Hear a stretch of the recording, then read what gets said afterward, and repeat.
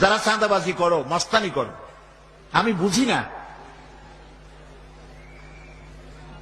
তারা কি জাতের লোক, গায়ের রক্তটা কিসের, মানুষের রক্ত না পশুর রক্ত?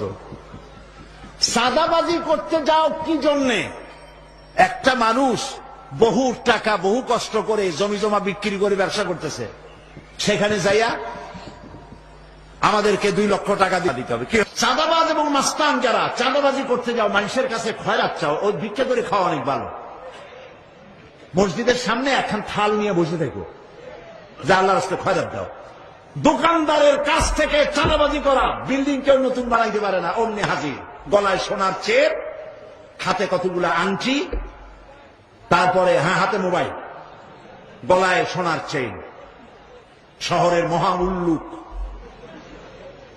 জানোয়ার বলতেছে এখানে ইট ফেলাইতে পারবে না, রড দিতে পারবে না আমাদেরকে সান্ত্বনা দিয়া। এটা কি মানুষ? বলেন মানুষ? এরা মানুষের সন্তান? এরা জানোয়ার, পশু। চাঁদাবাজ এবং মাস্তান সন্ত্রাসী, ইসলামে এদের কোন স্থান নাই। এদেশে যদি কোরআনের রাজ কায়েম হয়, সন্ত্রাসীদের মাথা কামাইয়া ঘোল ঢেলে দেওয়া হবে, যাতে মাথা ঠান্ডা থাকে। এই জন্য মাথা ঠান্ডা করিয়া বসে থাকবে, আর সকলের চাকরি দেওয়া হবে, কাজ করো।